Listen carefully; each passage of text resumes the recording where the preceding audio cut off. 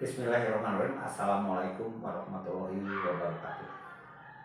Pada kesempatan kali ini, saya sedikit memaparkan apa yang ditemukan di lapangan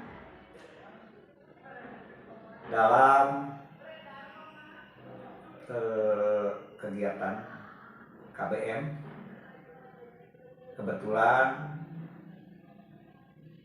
saya sebagai guru bimbingan konseling, dari hasil pengamatan dan memunculkan asesmen dalam hal ini dalam layanan bimbingan karir, kaitannya dengan layanan informasi, yang mana layanan tersebut diberikan kepada siswa dalam rangka usaha dalam pelayanan pemahaman diri, pengembangan diri, dan penempatan diri, agar mereka kelak setelah tamat dari SMA bisa mengambil sebuah keputusan yang tepat untuk langkah masa depan. Dalam pelayanan informasi ini berangkat dari sebuah pemikiran. Apa yang ditemukan? Pertama, tidak semua siswa di kelas memperoleh hasil belajar yang cemerlang. Yang kedua, dalam proses KBM terdapat tingkat antusiasme siswa yang beragam terhadap mata-mata pelajaran yang diberikan oleh guru pengajar. Lalu yang ketiga,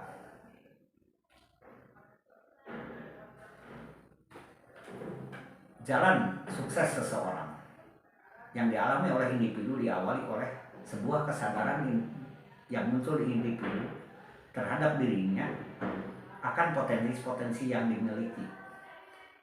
Ketika seseorang menemukan potensinya dan merasa bahwa itu merupakan sesuatu hal yang perlu diasah dirinya, dan saat itulah mungkin seseorang ketemu dengan sebuah jalan di mana dia ketemu untuk menemukan bidang apa yang akan mengantar dirinya pada sebuah kesuksesan. Dalam kesempatan ini, ketika kami amati, kami memberikan pemahaman pada siswa, ataupun dalam hal ini bisa juga dilibatkan orang tuanya sebagai orang terdekat yang nantinya menjadi pendukung terhadap minat dan kemauan anak. Rasanya kita perlu memberikan sebuah pemahaman, ya apalagi di era sekarang dalam kaitannya dengan apa yang disebut dengan merdeka belajar, anak bebas mengeksplorasi dirinya berdasarkan kemauan dan potensinya. Baik siswa ataupun orang tua rasanya perlu dikasih pemahaman bahwa kecerdasan tiap individu itu berbeda-beda. Dalam hal ini kita perlu memberikan pemahaman kepada mereka bahwa kecerdasan seseorang itu bisa dibagi atas dasar adanya macam-macam kecerdasan yang dimiliki oleh individu.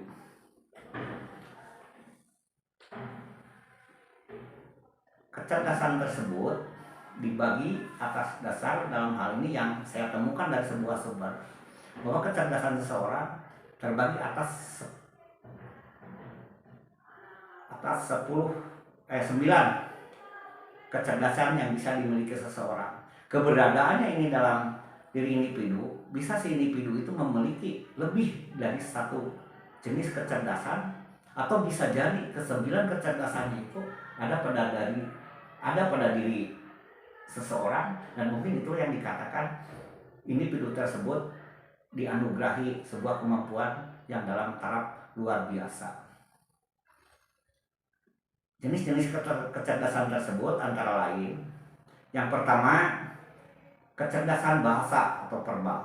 Ini ditandai oleh individu yang memang pandai berkomunikasi, pandai mempelajari bahasa, cepat memahami keragaman bahasa, dan menunjukkan sifat ketertarikan yang tinggi pada pelajaran bahasa. Lalu yang kedua, kecerdasan logika. Kecerdasan logika tandanya adalah dia memiliki ketertarikan yang kuat terhadap pelajaran matematik dan hitungan-hitungan fisika. Lalu yang ketiga, ada kecerdasan visual atau spasial.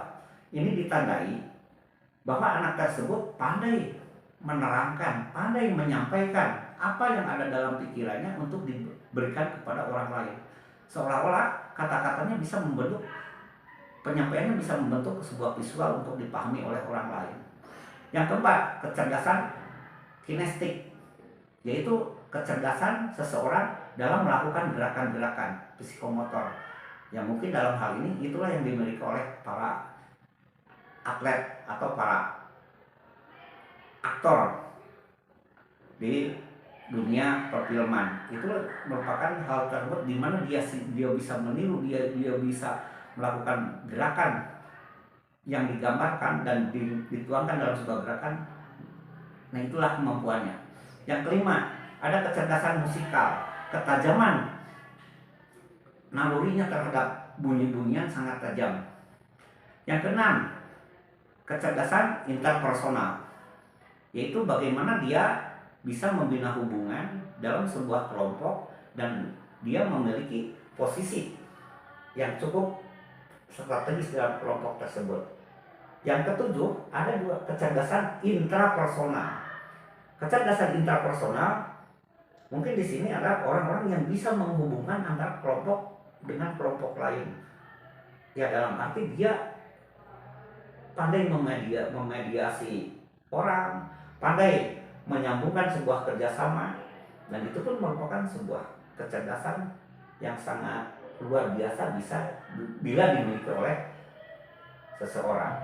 Lalu yang kedelapan, ada kecerdasan naturalis. Kecerdasan naturalis mungkin pemahaman kita ini lebih cenderung kepada individu-individu yang secara tidak sadar mewarisi apa-apa yang telah jadi sebuah keberhasilan pendahulunya.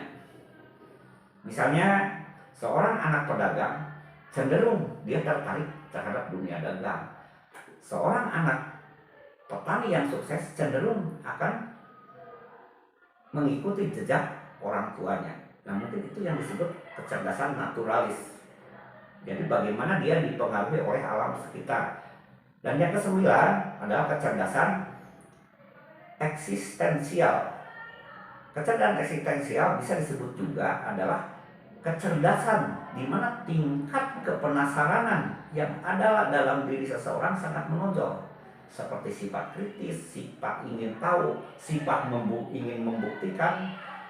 Dan orang seperti itu biasanya dirinya gelisah oleh hasrat-hasrat eksperimental. Ya, itulah kesembilan kecerdasan yang harus kita usahakan bisa ditemukan dan dipahami ada dalam diri tiap siswa. Dan bila itu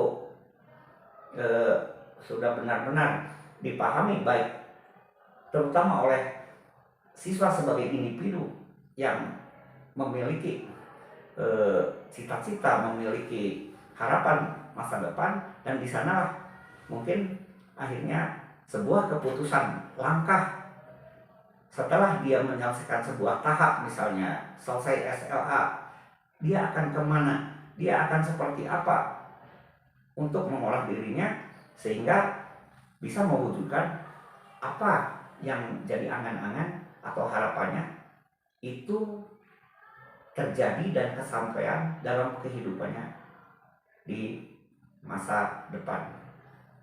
Itu mungkin uraian singkat dari saya sebagai guru pembimbing di salah satu SMA, yaitu SMA Negeri 1 Talaga Kabupaten Majalengka. Ini uraian singkat ini merupakan mungkin sebuah bahan yang bisa dijadikan sebagai dasar dalam memberikan layanan bimbingan karir, dalam hal ini dalam bimbingan individu dan informasi. Sekian, wassalamualaikum warahmatullahi wabarakatuh.